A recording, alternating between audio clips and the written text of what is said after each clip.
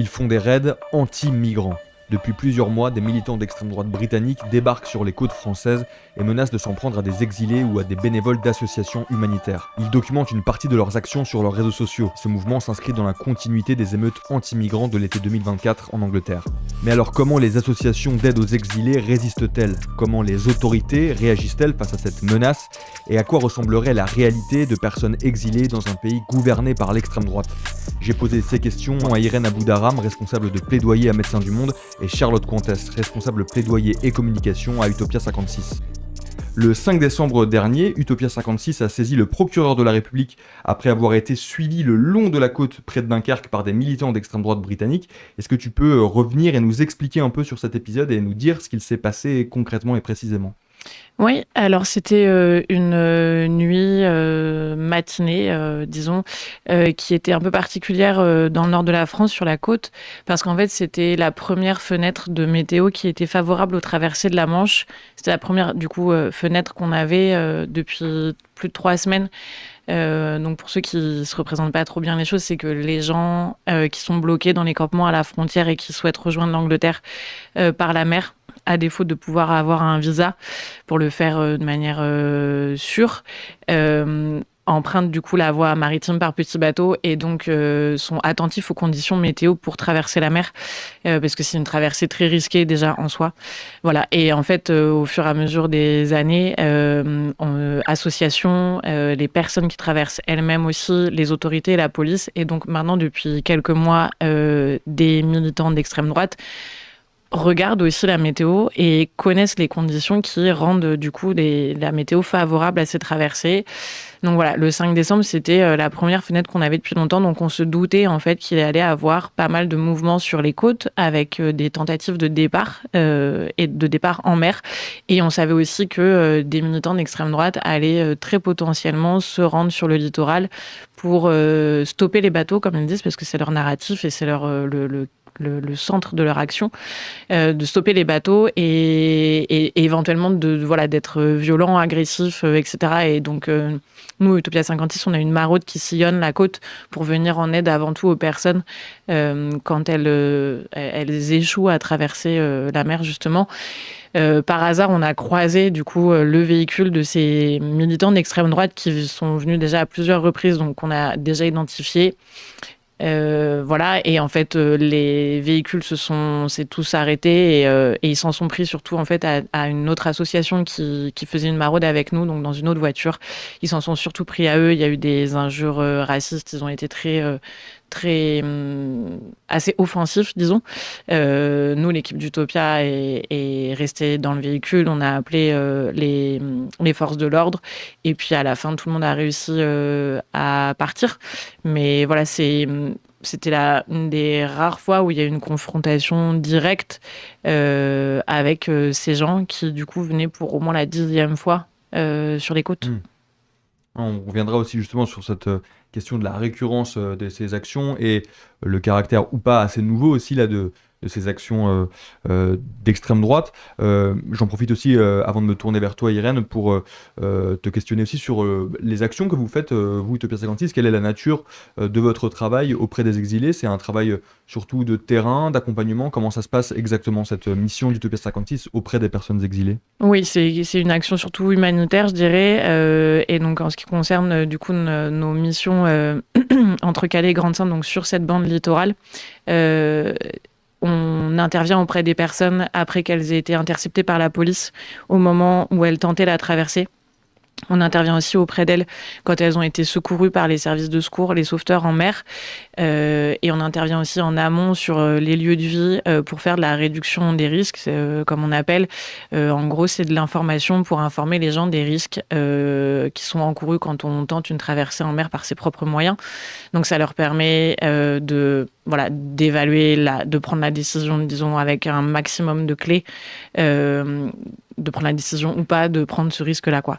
Et donc notre intervention, une fois que les personnes ont été interceptées par la police ou secourues par les secours, c'est de l'aide d'urgence de maraude où on distribue des vêtements secs, des couvertures, de quoi manger, s'hydrater, parce que c'est des personnes qui viennent de vivre une situation qui est souvent très choquante, donc des personnes qui sont sous le choc, trempées, voilà, qui n'ont pas de quoi se changer, qui ont été parfois interceptées par la police de manière très violente.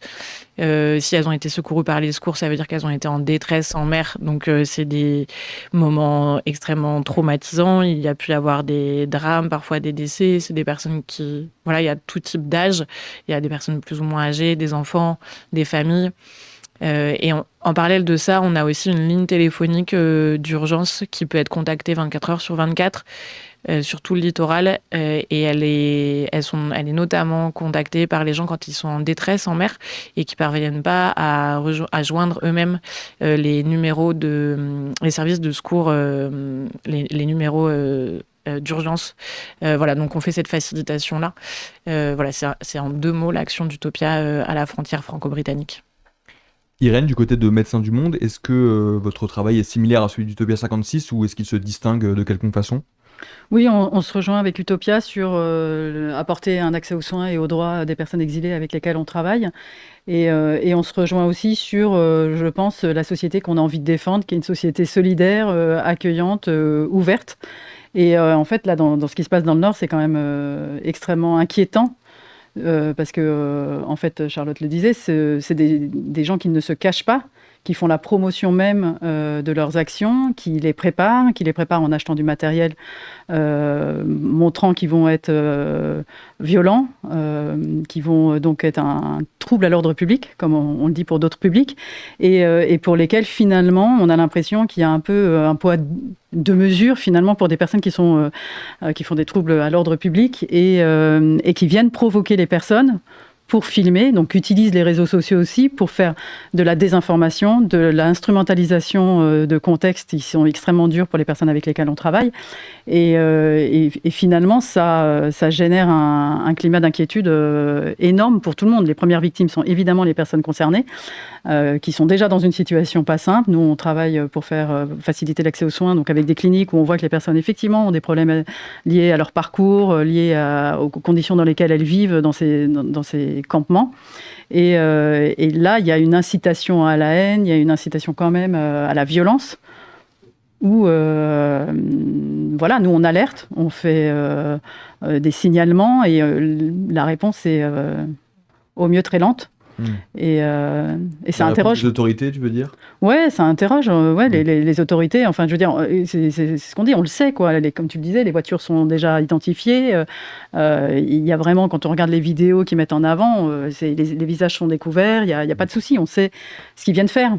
Ils viennent traverser une frontière pour faire en sorte d'empêcher les traversées, à prendre des gilets de sauvetage. Donc, en fait, ça met les personnes directement en danger. Donc, il y a vraiment une violence extrême, visible, connue, impunie, on dirait. C'est super violent. Et ce contexte-là amène de la violence aussi sur les terrains et fragilise l'intervention des associations, des bénévoles pour nos structures. On aura l'occasion d'en reparler probablement.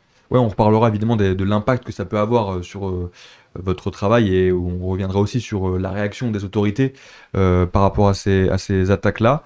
Je voulais revenir aussi sur un autre épisode que signalait Utopia 56 là en septembre dernier. Vous signaliez déjà des propos haineux, des tentatives d'intimidation et des agressions verbales et physiques. C'était déjà dans le nord de la France à l'encontre d'exilés. Ça fait donc écho là aussi au dernier épisode de décembre. Est-ce qu'il faut comprendre que ces situations-là, elles sont régulières ? Est-ce qu'elles sont de plus en plus régulières aussi ? Nous, c'est ce qu'on observe. Donc, il me semble qu'on a comptabilisé une dizaine de signalements qu'on a faits. C'est assez... J'ai peut-être perdu le fil d'un ou deux, mais grosso modo, ça fait une dizaine de fois en très peu de temps. Sur quelle période à peu près ? Sur la période, il y a eu des premiers incidents en 2024 et après, dès le printemps-été 2025, il y a eu beaucoup c'est là où on a fait l'essentiel de nos signalements, en fait. Quand tu dis des signalements de faits, c'est des donc des faits à signalements chaque fois qui ont comme point commun d'avoir des agressions verbales, physiques, Ouais, des alors intimidations, des menaces de militants d'extrême droite? c'est des signalements qui sont adressés déjà aux autorités, donc au procureur de la République, aux services de police, donc les préfectures, selon les départements où on se trouve. Et puis, et c'est soit pour signaler la présence de ces groupes déjà sur place, soit pour signaler éventuellement sur leur réseau des annonces comme quoi ils viendraient à telle date, s'ils ont indiqué la date, ou qu'ils lancent une cagnotte, par exemple, pour financer leur trajet, enfin leur séjour en France. Donc il y a eu dans nos signalements, il y a eu plusieurs choses qui sont signalées. Et la plupart du temps, c'est pour indiquer leur présence factuelle et sur la côte, quoi. Et on en a fait ça une dizaine. Je fais juste un petit pas de côté, à savoir qu'il y a un de ces groupes qui est tellement dans cette mission, voilà, d'aller débusquer le grand scandale qui se cacherait derrière le pourquoi est-ce que les gens veulent aller en Angleterre. C'est un peu et de comment arrêter aussi cette immigration-là. Ils sont allés jusqu'à Paris il y a peu de temps, il y a quelques semaines, pour aller sur les lieux de vie, pareil, directement se confronter les personnes qui habitent sur les lieux de vie, les campements parisiens dans le nord de Paris. Voilà, avec cette même action de documenter beaucoup sur leurs réseaux sociaux et d'avoir ce narratif très haineux, presque complotiste, complètement complotiste en fait. Voilà. Je vois vos présences dans le chat, donc n'hésitez pas évidemment à nous poser vos questions tout au long de l'émission, comme d'habitude, et je les relais à nos deux invités tout au long de nos échanges. Là, quand on parle de ces militants-là, est-ce qu'il s'agit uniquement de militants d'extrême droite britannique, là, comme en tout cas moi je le disais là depuis le début de l'émission, ou est-ce qu'il s'agit aussi d'autres personnes, notamment de groupuscules parfois français, qui interviennent aussi pour faire ces actions-là et ces agressions, pour essayer de dissuader des exilés de quitter la France pour rejoindre l'Angleterre, qui essayent de décourager le travail aussi des associations humanitaires comme Médecins du Monde et Utopia 56, entre autres? Bah c'est un peu la morphologie de tout ça est un peu complexe, je pense. Mais il y a effectivement des groupes de militants britanniques qui viennent de manière assez organisée. Ça, c'est ce qu'on observe depuis 2024. Voilà. Et donc, effectivement, ils s'organisent sur les réseaux sociaux, ils visibilisent leurs actions, ils lancent des cagnottes pour appeler au financement. Voilà, ça se fait de manière assez organisée. On a pu voir certains de ces groupes.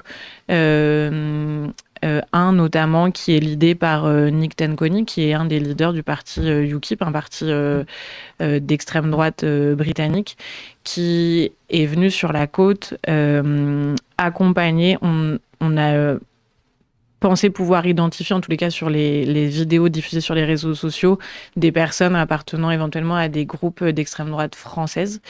Voilà. Il y a eu aussi une opération de communication qu'ils ont faite, je pense que c'était en septembre ou en août, je me souviens plus, sur la plage où ils déplient des banderoles, voilà, avec, voilà, en tant que militants contre l'immigration français et britannique. Voilà, et c'est pareil, c'est des photos qui circulent sur les réseaux sociaux. Donc, il y a déjà un rapprochement qui s'organise entre les deux pays, enfin les militants des deux pays. Et ensuite à Calais, surtout à Calais plus que vers Dunkerque, mais on a toujours observé en fait des passages à l'acte agressif ou en tous les cas d'intimidation, des tentatives d'intimidation et des associations et des personnes étrangères qui sont bloquées dans les campements avant de passer la frontière. Et ça s'est accéléré sur les derniers mois. Et en septembre, on a des collègues d'une autre association qui, par exemple, installent des grandes cuves à eau pour rendre accessible l'eau sur les campements, voilà, qui ont été taguées de symboles nazis, de croix gammées, ou qui ont été rendues inutilisables. Les cuves ont été rendues inutilisables. On travaille à partir d'un entrepôt aussi qui réunit beaucoup d'associations. Et là aussi, il y a eu des tentatives d'intimidation.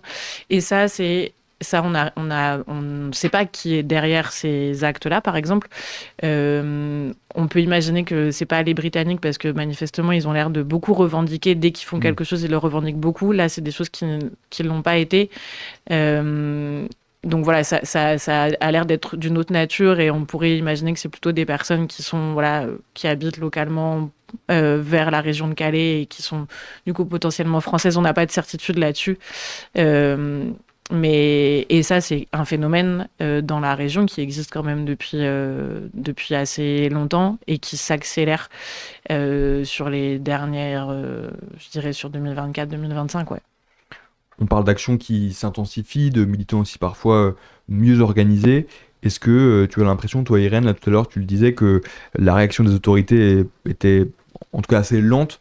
Est-ce que cette réaction, tu la considères toi trop molle? Est-ce que tu penses que les autorités devraient faire mieux, plus pour contrer ces actions malveillantes? Oui, sans aucun doute. Je pense qu'on ne peut pas laisser s'installer ce climat de violence-là dans cette zone-là. Et on peut pas avoir deux poids, deux mesures, en fait. Donc ce décalage-là, il est incompréhensible pour les acteurs de terrain et pour les personnes concernées, en fait, d'accepter cette violence-là. Et après, je pense qu'il y a un petit point de vigilance à pas non plus imaginer que ce ne sont que des groupuscules d'extrême droite.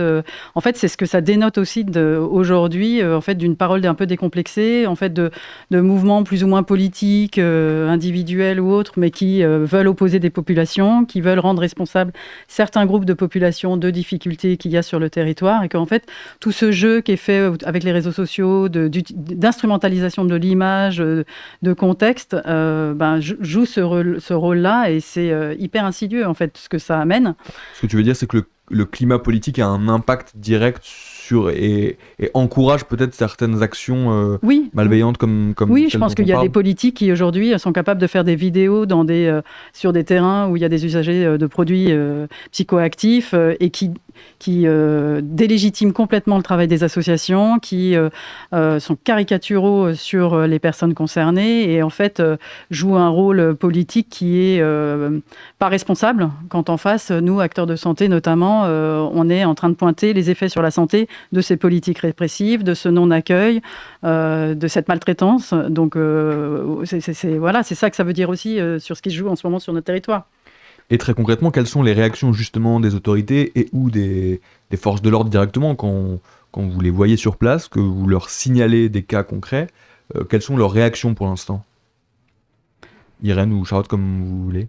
Je peux répondre. Il y a justement sur les faits que tu mentionnais qui remontent au 10 septembre, où là, il y a eu une vidéo qui montrait Nick Tanconi, du coup, justement, ce leader du parti d'extrême droite, s'en prendre vraiment directement à des personnes qui venaient de tenter la traversée, donc il leur retirait leur couverture.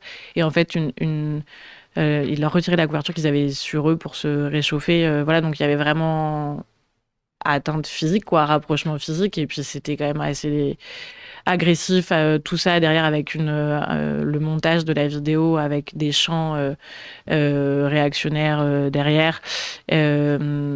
Et en fait, nous, ce qu'on avait eu comme témoignage de cette nuit-là, c'était de la part d'une personne, exilée, qui nous avait remonté qu'un groupe d'hommes blancs anglais avec des drapeaux leur avait retiré leur gilet de sauvetage. Donc ça, c'est une partie qui n'apparaît pas évidemment sur la vidéo qui a été diffusée sur les réseaux sociaux. Et donc, là-dessus, on a fait un signalement et suite à ce signalement, la procureure du parquet de Dunkerque a ouvert une enquête contre Nick Tanconi pour violence aggravée. Ça c'est une réaction par exemple. On a pu observer aussi que les autres groupes d'autres militants qui sont venus sur les dernières semaines documentaient eux-mêmes avoir été retenus par la police et ont subi des contrôles policiers, des retenues même de plusieurs heures avant de pouvoir prendre le ferry pour pour aller en France et idem avant de retourner en Angleterre. On sait aussi que les forces de l'ordre connaissent les véhicules, les identités de ces personnes. Donc on sent qu'il y a une forme d'attention et puis c'est ce qui nous est dit, c'est que les signalements qu'on fait sont pris au sérieux, que sans ces signalements-là, effectivement, les autorités n'auraient pas l'info. Donc sans la vigilance des associations, et c'est là où le travail des associations de terrain, en plus de l'aide qu'elles apportent, sont aussi des vigiles un peu de ce qui se passe, et que sans ce travail-là, alors les autorités et les forces de police n'auraient pas les informations. Bon, maintenant, pour le moment, jusqu'à présent, c'est des gens qui sont toujours parvenus à à montrer leur passeport et à franchir la Manche dans un ferry, à prendre un ferry et à se balader sur les côtes, se faire contrôler par la police, ensuite repartir sans aucun problème, alors que leurs téléphones ont été fouillés, qu'on voit bien les contenus qu'ils produisent sur les réseaux sociaux en masse. Enfin, c'est vraiment massif, la fréquence de création de contenu. Et puis les propos sont très clairs. Il n'y a pas besoin d'aller chercher du sous-texte, quoi. C'est vraiment très très clair. Voilà, donc voilà, jusqu'à présent, ils sont venus, quoi, et ils prévoient de continuer de venir. Et ce que je trouve... Comment t'expliques qu'ils puissent encore continuer assez facilement comme ça à agir? Ben, je pense qu'il y a, j'imagine que juridiquement, il y a des choses qui sont difficiles à qualifier. Enfin, en fait, il y a plusieurs attentes. Je pense qu'ont les associations, il y a des actions un peu fermes de les empêcher de venir. Déjà, c'est une attente qu'on a. Maintenant, c'est sûr que il faut que ça se base sur des choses concrètes, qualifiables, et ça, c'est le juridique qui doit s'en occuper.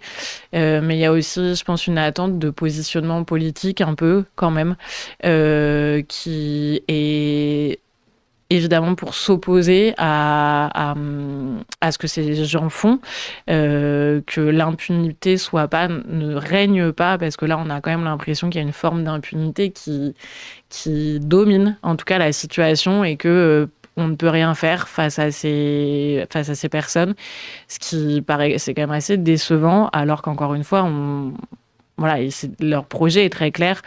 Et du coup, comment je l'explique, je ne sais pas trop voilà, pourquoi est-ce que...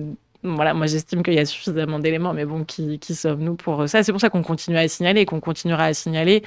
Ils annoncent encore une fois vouloir continuer à venir. Après, il y a une difficulté, c'est que c'est des mouvements, comme tu disais, Irène, c'est pas monolithique, quoi. Qu'est-ce que ça veut dire un militant d'extrême droite? Certains ne vont pas forcément se revendiquer d'extrême droite ou appartenant à un parti, ou voilà, ils ont un narratif, encore une fois, qui vient raconter une histoire qui est celle de protéger son pays, les habitants de son pays. Enfin, du coup, ça reste quelque chose d'un peu complexe. Et puis là, on parle de groupes qui sont identifiés et qui revendiquent leur action sur les réseaux sociaux de manière très ouverte, voilà, à visage découvert. Ce qui se passe quand même, mais c'est assez classique, c'est que eux vont peut-être pas faire des actions qui vont permettre une action judiciaire et juridique. Par contre, et donc il y aura peut-être un manque de prise et de moyens pris à leur encontre. En revanche, ce qu'ils font, c'est qu'ils vont continuer à diffuser leurs messages sur les réseaux. Et c'est plutôt, je trouve, ce que ça vient semer comme graine dans l'esprit de personnes qui, elles, ne sont pas aussi organisées ou n'agissent pas en groupe, mais qui vont agir de manière plus solitaire. Et on a commencé à l'observer, en fait, les dernières semaines, des gens qui viennent en dehors de ces groupes-là, en dehors de ces annonces-là qu'on voit sur les réseaux sociaux, qui viennent d'eux-mêmes, par eux-mêmes, avec leur propre réseau sociaux personnels, tout seuls avec une voiture, et qui viennent pour stopper les bateaux. Et en fait, c'est des choses qu'on peut moins anticiper, parce que c'est une personne ici, une personne là, une personne là. Donc voilà, je sais pas si je me suis bien exprimée pour rendre compte du phénomène, mais pour moi, il y a le danger que représentent les groupes dont on parle depuis tout à l'heure. Ils se logent surtout dans les discours qui mettent dans la tête des gens qui, eux, vont peut-être se sentir capables de passer à l'acte de manière très violente, quand les groupes en question, ils ont été identifiés par les autorités, et quelque part, peut-être que ça va les limiter dans leur action. Mais sauf que c'est trop tard, en fait. C'est qu'il y a eu tellement d'espace qui a été laissé, et au Royaume-Uni et aussi en France, à cause des médias, à cause aussi de discours politiques et du manque de positionnement politique, que voilà, je pense qu'il va y avoir des individus de manière solitaire qui, eux, vont se sentir complètement aptes et en capacité de passer à l'acte de manière plus grave, quoi. Est-ce que tu regrettes, toi, par exemple, Irène, le manque, en effet, de réaction médiatique et de réponse politique, notamment, par exemple, du pouvoir en place, parce qu'on sait que...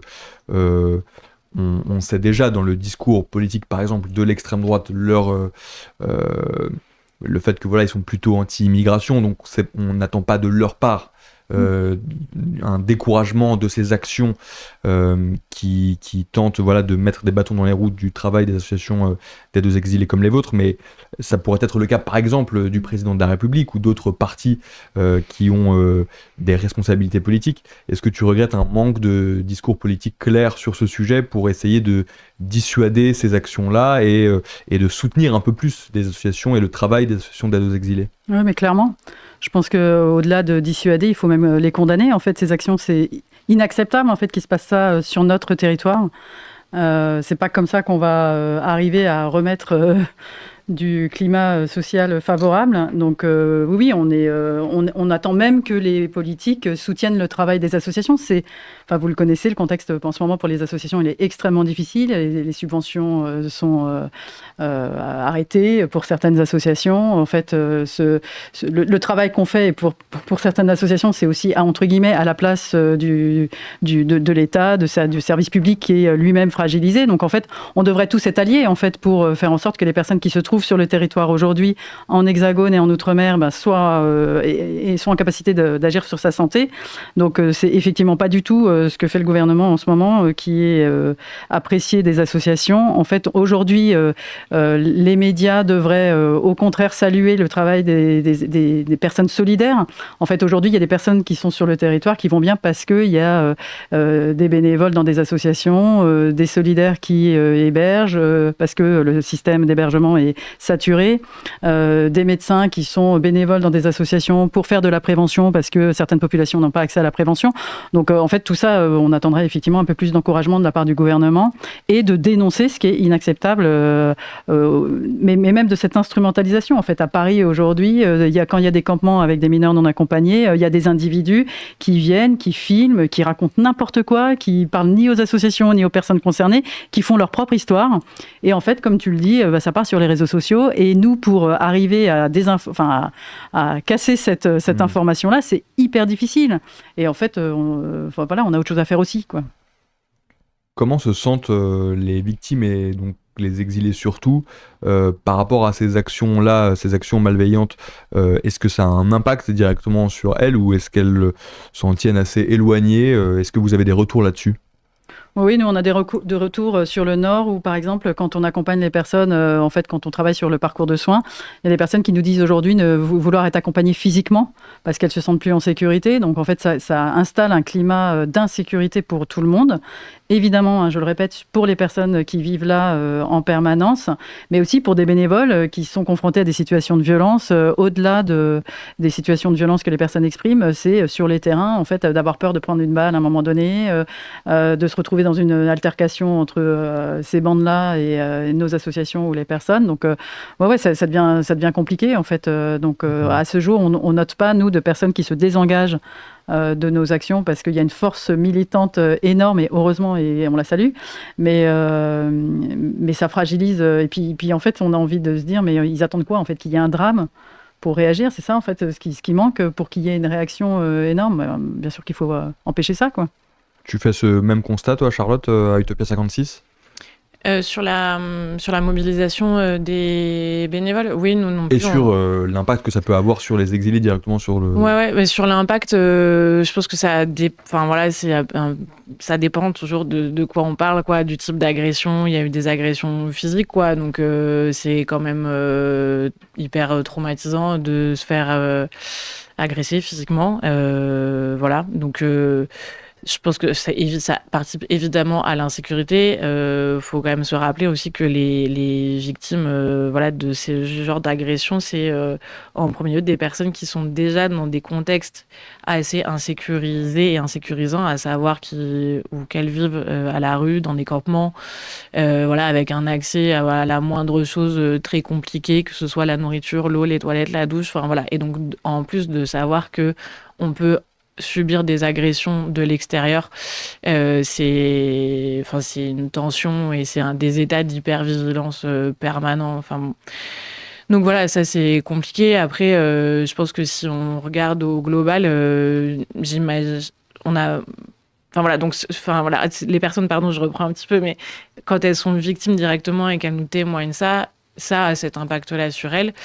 Maintenant, je pense que si on prend dans la globalité, c'est une violence parmi d'autres, la violence de l'extrême droite et des régimes ou des opinions réactionnaires, c'est aussi parfois des causes de fuite des pays d'origine.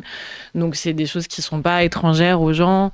Je ne suis pas certaine qu'il y ait une désillusion des personnes en découvrant l'extrême droite dans les pays comme la France ou le Royaume-Uni. Voilà, donc c'est compliqué de répondre à la question de manière définitive et similaire pour tout le monde. Donc je pense que ça dépend de comment est-ce qu'on rencontre l'extrême droite dans sa vie, dans son parcours de migration, dans son parcours de tentative d'intégration ou d'accueil en France ou ailleurs. Et ensuite sur la mobilisation bénévole et de l'association, en tous les cas, Utopia 56, nous non plus, on note pas de désengagement. Je pense que ça a peut-être même une tendance à produire l'effet presque un peu inverse, quoi. C'est-à-dire que les associations, ça constitue quand même des zones de refuge aussi, d'organisation aussi, et d'être ensemble, d'être collectif et de se défendre ensemble. Ça constitue des réseaux d'entraide et de protection quelque part. Donc non, moi je dirais que peut-être que certains ou certaines ne viennent pas parce que ne veulent pas se confronter à ça, et ça se comprend. Moi j'ai déjà eu un retour d'une personne qui, là sur la dernière période, notamment pour le 5 décembre, quand on savait que l'extrême droite britannique allait venir, elle voulait venir quand même sur la côte, et en tant que personne racisée femme, elle a préféré ne pas venir. Voilà, donc ça c'est quand même un vrai... ça dépend de qui on parle, d'où on se place aussi. Je pense que dans la globalité, les gens ont envie de résister, les gens ont envie de s'organiser, les gens ont envie d'être ensemble. Et c'est une manière aussi, une stratégie de se protéger en étant ensemble et en étant beaucoup. Mais je pense qu'à titre individuel, ça peut quand même avoir un impact, encore une fois, selon qui on est. Et je trouve que cet exemple-là de cette camarade qui a préféré ne pas venir, il est quand même très symptomatique et très singulier de ce que ça produit, en fait. Ça produit de la terreur, quoi. Et le deux poids, deux mesures dont tu parlais, c'est nous, souvent, il y a des militants, les assos, qui sommes stigmatisés comme étant des personnes dangereuses qui créons le chaos. Bizarrement, c'est chez nous que l'essentiel des gens viennent trouver quand même refuge et encore une fois, collectif. Vraiment, ça produit, ce qu'ils font produit une forme de terreur un peu latente. Voilà.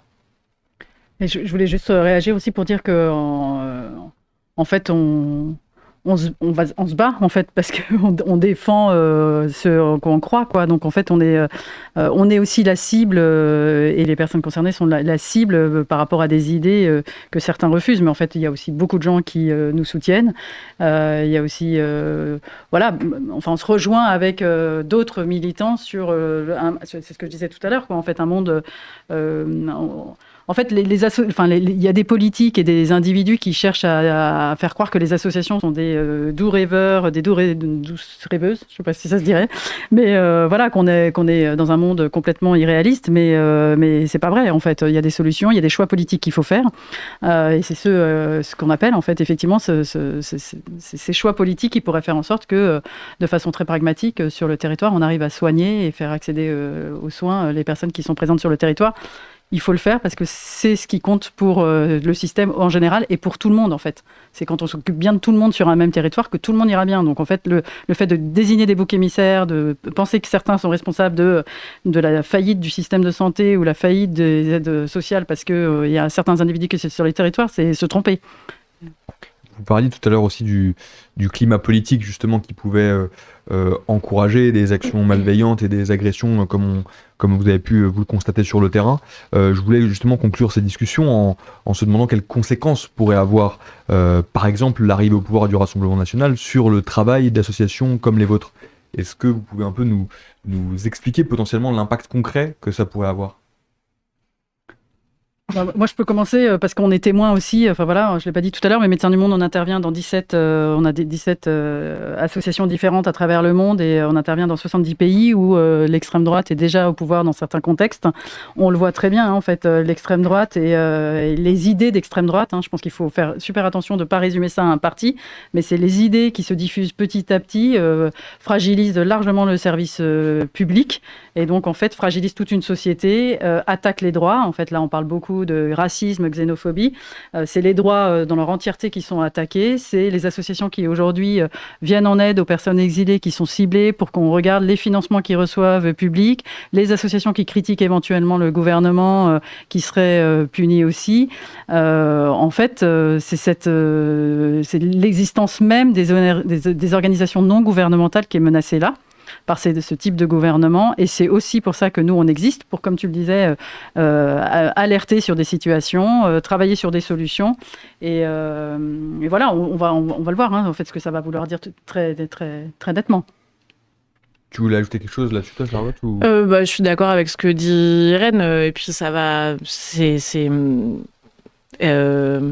pense qu'il sera légitime de se poser la question de dans quel degré de non-clandestinité on pourra agir en tant qu'association militante, parce qu'on le voit bien dans tout, quel que soit le droit qu'on défend, les défenseurs des droits humains de manière générale ou les défenseurs de droits de manière générale, dans des contextes politiques comme en France ou dans d'autres pays où les régimes réactionnaires sont réellement en place, on voit bien que ces personnes-là sont mises en danger et sont stigmatisées et sont parfois contraintes de quitter le pays. Et que l'organisation collective officielle, comme le sont nos associations, pourrait devenir de plus en plus difficile, impossible, empêché. Voilà. Il y a une toute dernière question que j'aimerais vous poser, c'est, je voudrais faire écho aussi à une précédente émission qu'on avait fait lors du dernier épisode de Frontal, où on recevait Loumire Lapré, une activiste, on parlait notamment du vote pour le Rassemblement National en ruralité, et on évoquait notamment dans ces discussions le fait que certains électeurs du Rassemblement National se défendent de tout racisme et ne se disent pas forcément anti-immigration. J'aimerais quand même savoir ce que vous diriez, par exemple, à un électeur du Rassemblement National en tant que représentante d'une association d'aide aux exilés. Moi, je leur dirais qu'ils sont électeurs d'un parti qui, lui, est organisé autour de l'anti-immigration de réformes quand même. Quand on parle de préférence nationale, c'est une politique publique avec un grand biais raciste et xénophobe. Donc, si individuellement les gens sont sensibles à l'hospitalité ou à que sais-je encore, il n'en reste pas moins vrai que le parti en tant que parti, et comme le disait Irène, qui diffuse aussi des idées qui finissent par faire tache d'huile maintenant sur même les partis de droite qui se disent encore pas d'extrême droite. Pour autant, les idées d'extrême droite, l'idéologie d'extrême droite se diffuse. Et voilà, donc les électeurs du RN restent des électeurs d'un parti qui, lui, a quand même comme cap empêcher l'immigration coûte que coûte, autant qu'on peut. Et puis aussi d'empêcher et de participer à la criminalisation aussi des associations, des personnes qui viendraient être en soutien à l'accueil digne des personnes étrangères sur le territoire, quoi. Irène, tu veux ajouter quelque chose? Moi je me dis peut-être que ce sont des personnes aussi qui sont inquiètes sur leur propre situation et leur propres difficultés et que du coup ces types de groupes politiques ont tendance à faire croire qu'en fait leur situation s'améliorera parce que justement on aura enlevé plein d'aides sociales à plein d'étrangers, qu'on aura réglé plein de situations et en fait moi j'essaierais d'inviter à travailler un peu sur des nuances et en fait de lutter contre cette simplification des problèmes et de toujours chercher beaucoup de nuances et de précision sur ce qu'on nous amène comme image toute faite de concepts et de solutions miraculeuses. Et je pense qu'il faudrait prendre du temps et c'est ça qui nous manque un peu dans les médias. Et merci d'ailleurs sur ce temps qualitatif et avec du temps parce qu'en fait, je pense qu'il faut surtout pas simplifier les situations ni d'un côté comme de l'autre et c'est ce qu'on essaie de faire à travers nos associations et je les inviterai à venir nous rencontrer. Voilà. Et d'ailleurs, je vais conclure cette discussion avec une remarque que j'ai vu passer dans le chat tout à l'heure qui s'adresse à vous, qui vous remercie pour le fait de parler ouvertement et bravo aux équipes bénévoles qui s'activent dans le silence médiatique au mieux et l'opprobre public normalisé de ces dernières années au pire. Voilà pour ce petit message qui va conclure nos discussions. Merci beaucoup. Merci, rejoignez-nous. Le message est passé. Merci beaucoup à toutes les deux d'avoir été avec nous ce soir.